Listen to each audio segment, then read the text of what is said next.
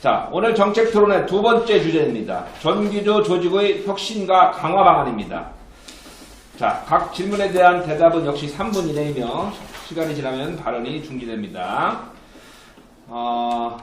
여기가 아주 더운데 후보자들의 열띤 토론으로 더운 줄 알았더니 난방 때문에 더웠어요. 자, 일부보다 더 박진감 넘치고 명확한 자기 색깔을 드러낼 수 있는 토론을 기대해 보겠습니다. 자, 순서는 첫 번째 주제부터 얘기를 해야죠. 자, 두 번째 주제의 첫 번째 질문입니다. 전기조의 역사가 30년을 넘어 올해 31년째를 맞이하고 있습니다. 특히 박근혜 정권의 법외노조 탄압을 넘어 올해 법외노조 취소 투쟁에서 승리함으로써 전기조는 새로운 도약의 시기를 맞이하였습니다. 그러나 법외노조 투쟁의 승리에도 불구하고 조합원 가입은 대폭 늘지 않고 있습니다. 조합원들의 참여도 줄어드는 실정입니다. 또한 지속되는 타 노조, 교원단체 등과의 이해관계 속에서 전기조의 정체성의 혼란과 갈등이 많은 것도 사실입니다. 이에 전기조 조직의 진단, 또 전기조 인천지부 상황에 대해 각 후보님들의 의견을 말씀해 주십시오. 답변 순서는 3번, 1번, 2번 순으로 하겠습니다.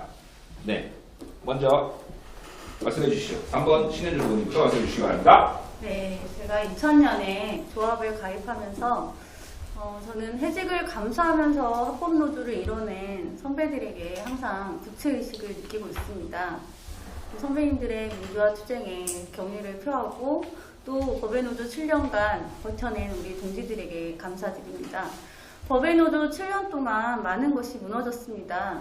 그리고 아까 말씀하신 정체성 혼란 부분에 대해서 말씀드리자면 전교조는 교육하는 노동자 집단이라고 생각합니다. 학생의 성장과 발달 차원에서 교육의 의미를 묻고 답하고 실천하고 또 노동자 집단으로서는 교육하는 데 가장 최상의 노동 환경을 만들고자 해야 된다고 생각합니다. 이 두 부분이 서로 상충되는 부분은 아니라고 생각을 하고 있고요. 30년 동안 지부가 많이 약화되었다는 평가를 하긴 하는데 실질적으로 그에 비해서 우리 조합원 개개인의 역량은 많이 강화되었다고 생각을 합니다. 성교육이 각종 다른 외부에서 다른 형태로 꽃을 피우고 있다고 보고 있습니다. 초등의 예를 들자면 각종 그림책 모임, 발도르프 모임, 혁신학교 이런 등에서 대부분의 그 주도를 하고 있고 활동을 활발하게 이끌고 있는 분들이 조합원 선생님들이십니다. 다만 그 지부가 그 선생님들을 끌어안아서 하나의 플랫폼을 만들어 줬어야 되는데 이게 지부가 이 플랫폼으로서의 역할을 적절히 하지 못했다고 생각합니다.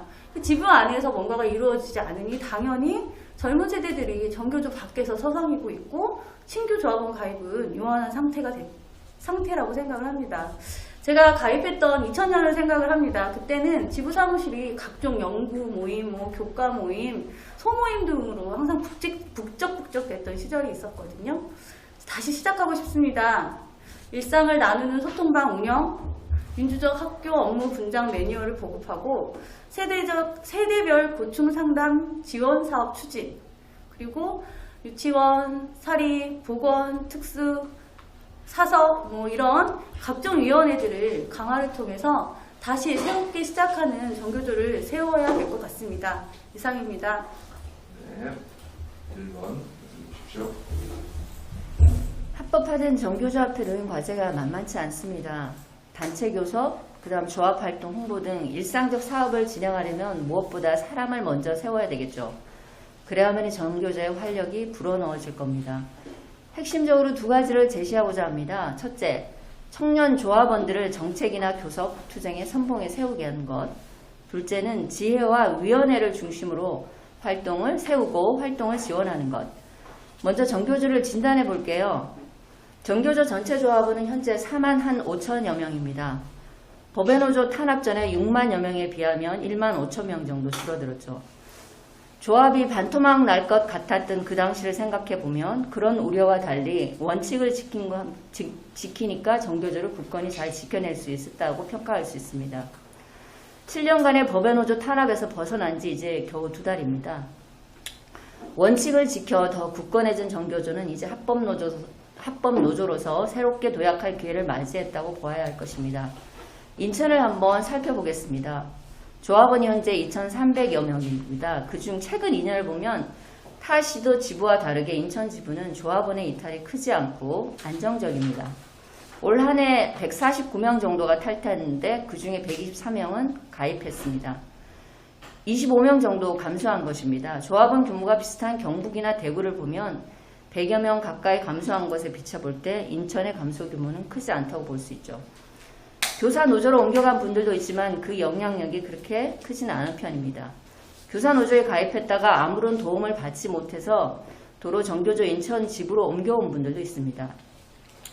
정교조의 정체성을 잃고 양쪽으로 확대되는 것만이 조직이 강화되는 것이라고 볼 수는 없다라는 것이죠. 큰 피해 없이 법외노조 탄압을 잘 돌파해온 정교조는 이때 질적으로 강화되었다고 볼 수 있고 이제는 양적으로 도약할 기반을 다지면 되는 것입니다. 다만 주목해야 할 특징이 있습니다. 인천을 비롯해서 정교조는 그 구성이 변화하고 있습니다. 올 한 해를 보면 전국적으로 2,400여 명이 새롭게 가입했고 3,500명이 탈퇴했습니다. 정교조는 89년 창립 세대가 퇴직하고 새로운 세대의 조합원들이 가입하고 있습니다. 평균 나이는 50대 초반이지만 정교조에 신규 가입을 하는 나이는 평균적으로 40대라는 것입니다. 교직생활 초기보다는 학교 생활을 어느 정도 해본 뒤에 정교조를 지지하고 가입하고 있다는 것이죠. 20대, 30대 젊은 교사들은 임용절벽으로 절대적 인원이 많지 않아 조합원 수가 상대적으로 적은 편이지만 장차 정교조의 주축이 될 청년 조합원들이 존재하고 있다는 것이죠. 인천에는 2,300여 명 조합원 중에 440여 명이 2030 세대입니다. 대략 5명 중 1명이 청년 조합원인 셈이죠. 이들을 정책, 교섭, 투쟁의 중심에 세워야 된다고 생각합니다. 여기까지입니다. 자, 다음 2번 말씀해 주십시오. 네, 정교조 조합원이 2019년에서 2020년 2년 동안 5,000명이나 감소를 했습니다. 올해 초등본부지회가 교사노조로 가겠다라고 탈퇴 사유를 밝히고 가신 분이 20여 명이 됩니다. 교사노조의 출현, 조합원의 고령화, 80년대 학교운동을 거친 핵심 활동가층이 점점 엷어지고 후속 세대의 성장이 매우 느리다는데 그 큰 원인이 있을 수 있습니다.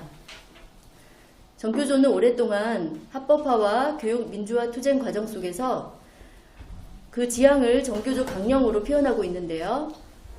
제가 생각하는 그 순위는 첫 번째가 조직 강화가 아닌가 싶습니다.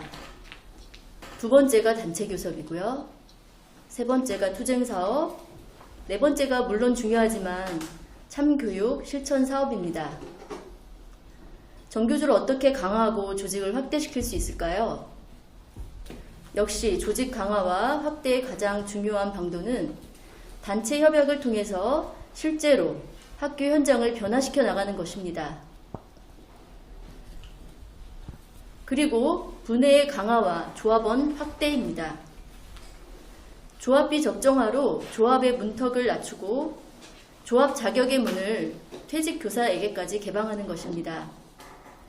아울러 2030 모임과 밝은 터 문화예술 모임, 달의 꽃, 파란 등 소모임 활동을 활성화시키는 것입니다.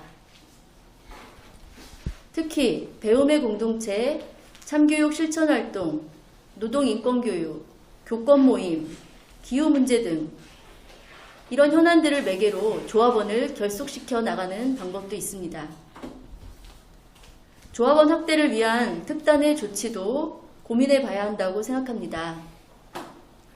조합비가 비싸고 정교조 문턱이 높아 가입이 꺼려진다고 하는 분들도 많이 만나보았습니다. 현재 전임자들의 수를 줄이지 않고 한시적으로 조합이 운영될 수 있는 수준에서 조합비 적정화를 전국 대의원 대회를 통해 논의해 볼 수가 있을 것입니다. 이상입니다. 네, 잘 들었습니다.